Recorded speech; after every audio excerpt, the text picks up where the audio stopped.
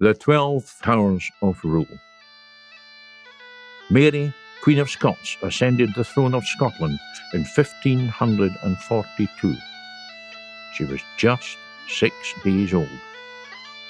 For many years, the country was ruled by a succession of regents.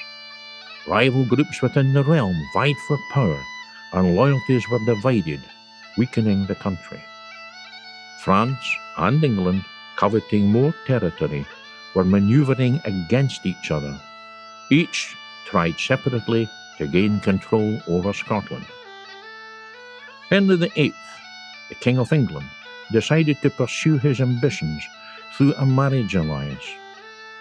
He demanded the infant queen as a bride for his son, the young Prince Edward. The Scots lords would not consent to this. In revenge, Henry launched a series of military campaigns against Scotland. This period from 1544 to 1551 was called the Rough Wooing.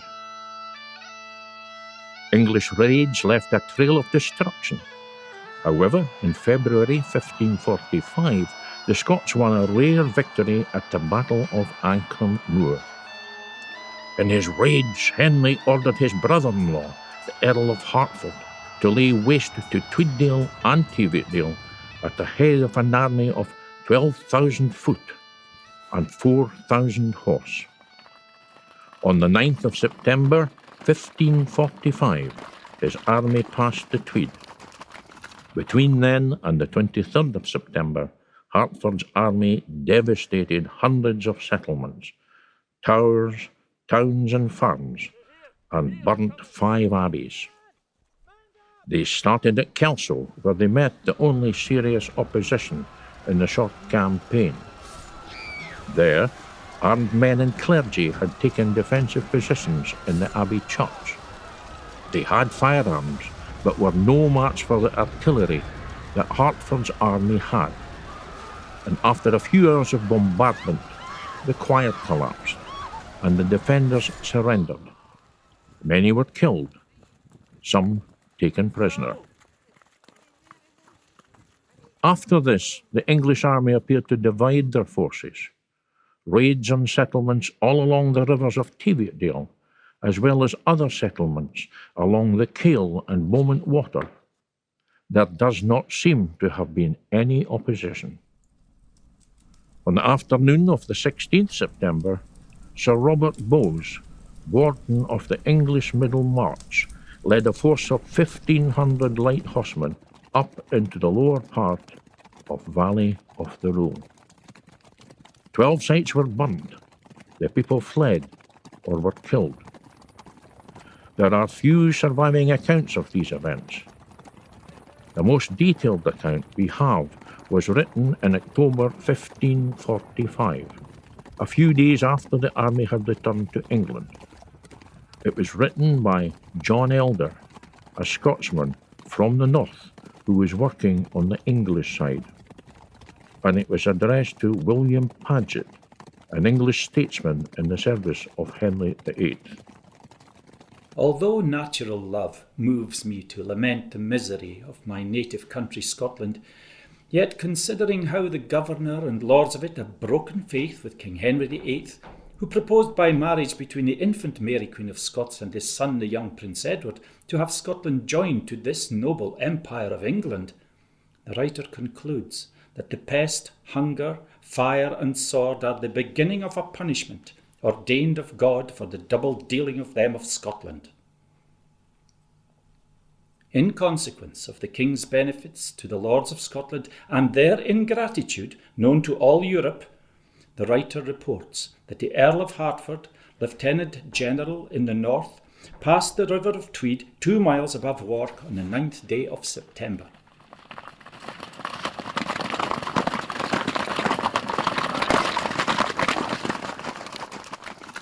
The army numbered 16,000, of whom 12,000 were footmen and 4,000 were horse.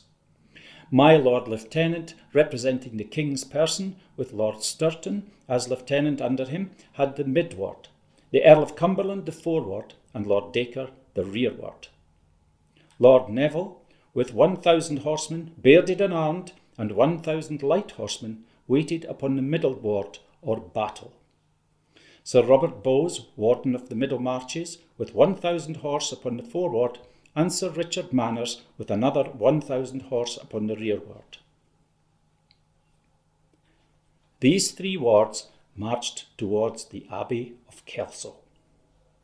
2 hours' battery threw down the choir, top over tail. Where such a noise was, I have seldom heard, of those that entered, and of them that were within, calling and crying for mercy, of whom many were killed as they deserved, a great number beaten down and overthrown with shot of ordnance, according unto their demerits, and some taken and after pardoned, for God's sake and the King's, by my Lord Lieutenant's compassion and pity, and made all the abbeys upon Tweed tremble in a day. My Lord Lieutenant camped by the Abbey of Kelso from Wednesday until Sunday, always looking when the Governor of Scotland and his lords, the Queen and her ladies, and the Cardinal and his priests would offer themselves to fight, and to spur them, these 36 places were burned and razed on the river of Tweed.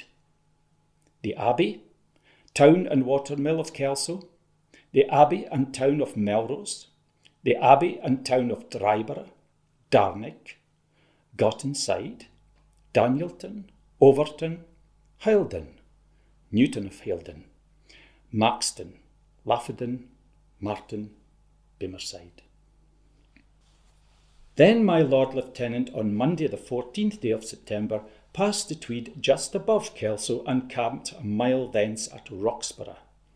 My Lord departed next morning the highway to Jedworth, 6 long miles, and that day burnt on the river of Teviot 34 places.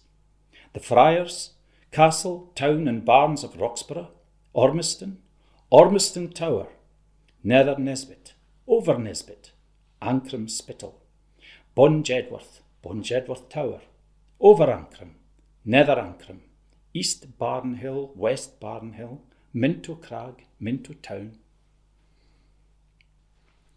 At the camp that night at Bon Jedworth, the lairds of Bon Jedworth, Ferniehurst, and some of their accomplices submitted themselves to serve King Henry VIII and Prince Edward, and were received humanely, and their places assured, excepting some belonging to the laird of Bon Jedworth, which were burnt already.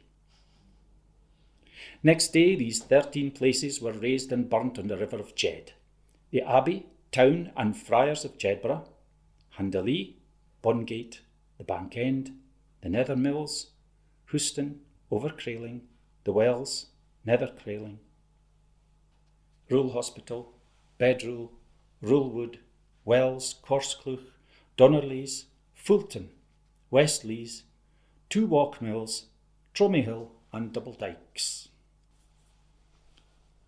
That night my Lord camped at Eckford, or the Moss House, and next day, the 17th day of September, on his way to work, burnt these 44 places on the river of Kiel in East Teviotdale.